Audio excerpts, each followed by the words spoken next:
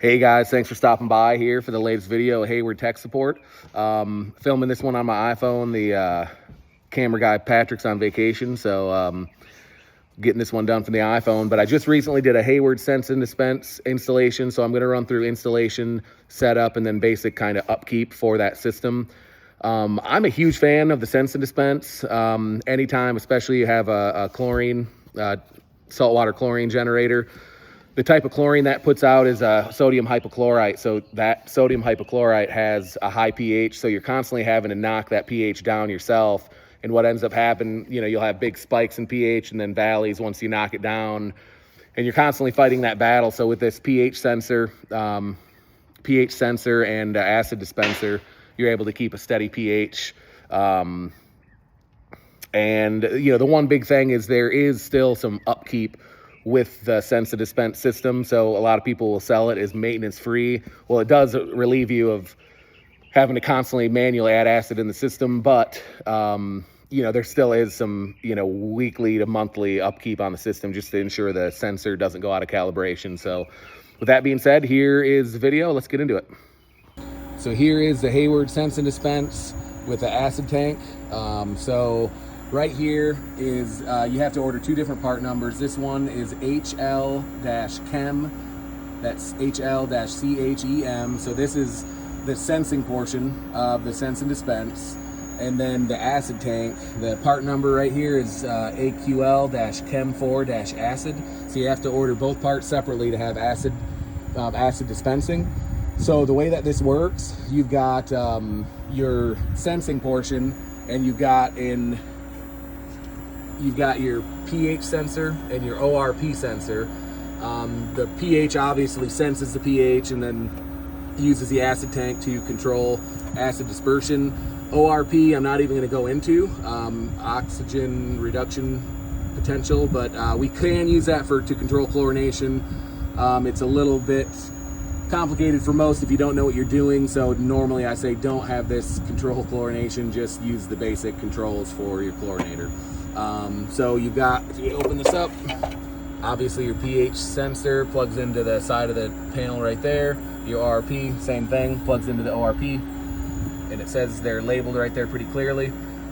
And the way that this works, you've got like an inlet tube and then an outlet tube. So the inlet tube is going to be tied in to, let me show you, it's going to be tied into one of the first 90s after your filter. So you definitely want to send filtered water down through there.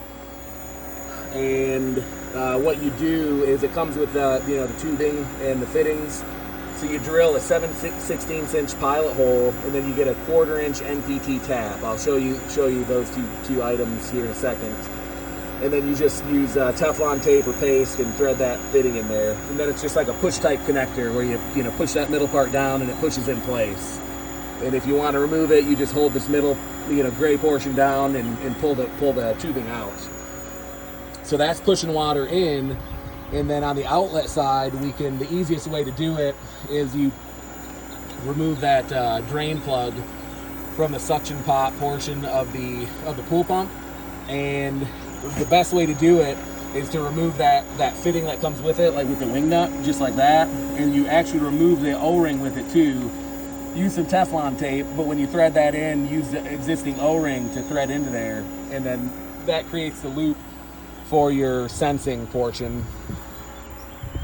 And then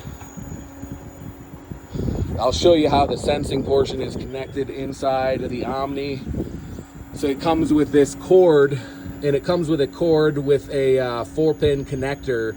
And when installing to an Omni Logic or an Omni Hub, what you have to do is cut the 4-pin connector, and then it goes into the RS485 port. So on this install, I've got 2 variable speed pumps with the Sense and Dispense, so I kind of just wired them all together. And you connect it, it's red, black, white, and green, and they're labeled right there. You can kind of see it. So the wires just go into, you just color match the wires essentially. So that's how that works. And then I'll show you the programming portion of that in a second. And then for the acid dispenser, what we do, you can see it right here. So it comes with a short piece of tubing right here that you plug into this this guy right here. The other portion pushes on here, and then you've got like a compression fitting. And then on the outlet side of this, so it's going to suck from your acid from the tank and then go back into the return side plumbing. So that's the same thing, 7/16 inch drill bit with a 1/4 inch NPT tap, and it threads in. This fitting does have a little check valve, so water's not going to push back through, you know, inside the tank and then flood the tank out. So that's good to know that. And then, you know, what the good thing to do, obviously you need to plug the acid dispense portion in after any type of heater and before the salt cell ideally. So then honestly the benefit of that is you're getting that high acid water through the salt cell, and it's kind of constantly keeping that thing clean. So it's a situation where you should never have to really clean the salt cell. Other thing to note, I mean, I always, even just for chlorinators, but especially when you have an acid sensor there, to plumb in a check valve in between your heater and your acid dispense, you know, just because obviously you don't want that high concentration of acid backflowing. The pump shuts off, flowing into the heater. It's going to tear a heater up really quick. You know, I do the same thing always, even just for a salt cell installation, just to prevent that, just as a fail safe. I mean, unless I have a heater that needs to go up on a 10-foot platform, that's what I'm doing. So anyways, just to show you how this thing ties into the acid tank, ties into the Omni. It comes with a little drop cord, and there may be a, you know, a little better way to do it, but this is what I generally do. So it comes with a plug, like a male plug, and then it comes with also like a female plug. And that female plug you can tie into like a relay. So you definitely have to tie into a 120 volt relay. I believe, not 100% on this, but I believe this pump is equipped to, it's got a little circuit board in there, and I believe it auto senses whether you hook up 240 or 120. But on this one, I've got hooked to a 120 breaker. You can see that breaker is tied into the hot number 2 there on the relay. And then I've also got from the neutral, just because it was hard to get the neutral on this pigtail, on this plug, back to the neutral side, so I just hooked it to the relay. And then I just hooked the neutral wire from the neutral bar to number 6 on this as well. So then when it turns on, it's taking 120 volts from 2 and 6, sending 120 volts down 4 and 8 to the plug, which powers the acid dispenser. And then I guess the last thing I'll show you, well, 2 things. When you're checking, like, well, I'll show you how this works at the right here. So if you programmed it in, you just tap that right there, and then you've got pH. So if we tap pH, you can see dispensing is off. We've got the pH system off. So if I turn that on and we give it like 30 seconds, it's going to, obviously, because the pH is higher than the set pH level, this pump is going to kick on here in just a second. So if we check mark that,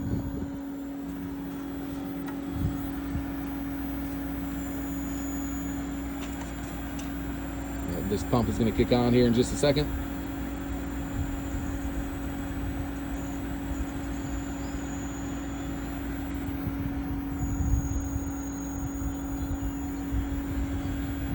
While we're waiting for that to kick on, I will show you if the pH sensor gets a little out of balance or out of calibration, you can manually adjust this. So if you check the pH level and you're getting a 7.8, but this is reading 7.6, you can, or let's say you're getting a 7.6, but this is reading a 7.8, you can do a manual adjustment to make that reading 7.6. So if I hit check mark, then the new reading is going to be 7.6.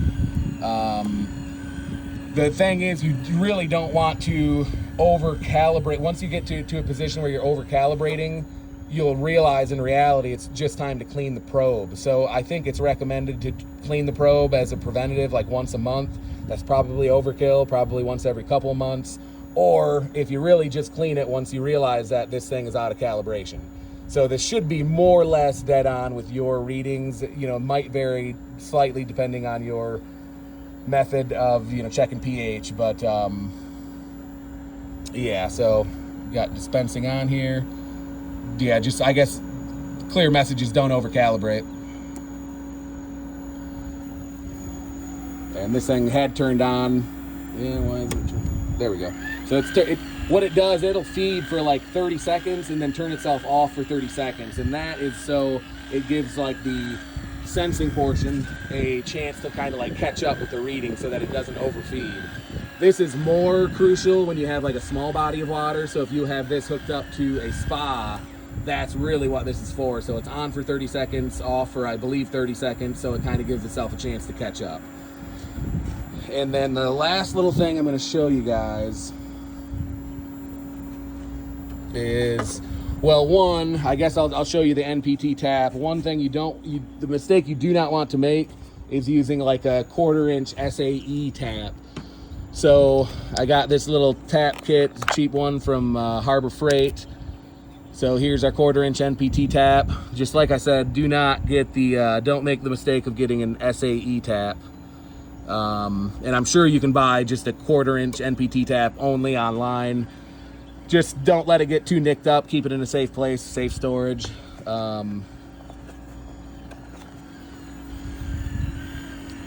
And yeah, the only other thing I was going to mention is there are timeouts in this. So this thing, let's just say this thing fed for 60 minutes straight and it didn't reach the pH level that was desired, it would time itself out and throw an alarm.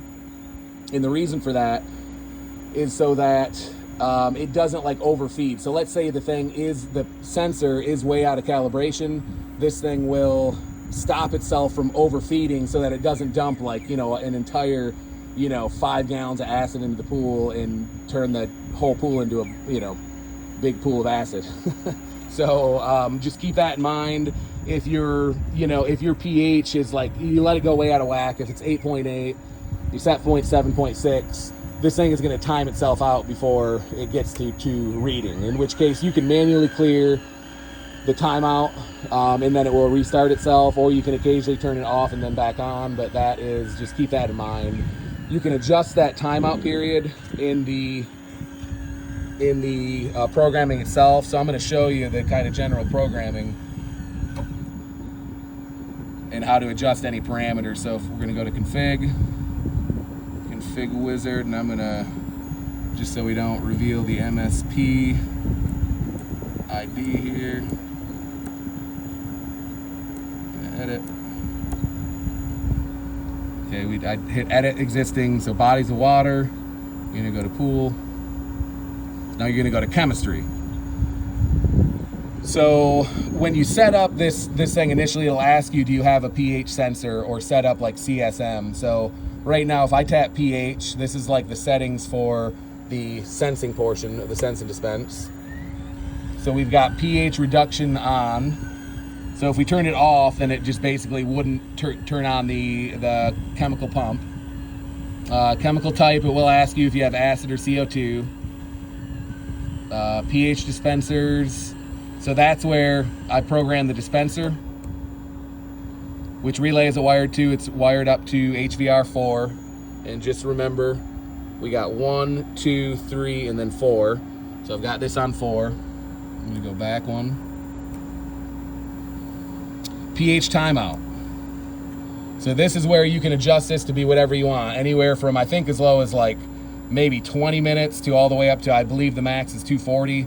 You'd have to double check that. But you can tap that if you want to adjust that to whatever you want, then you can do that.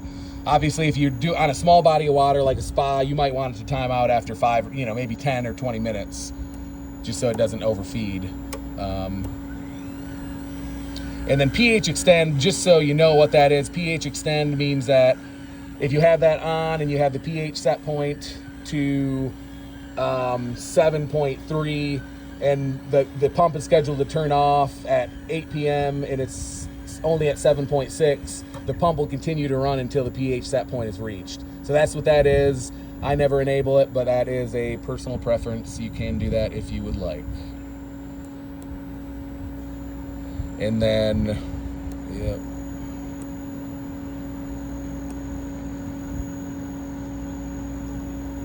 ChemSense module.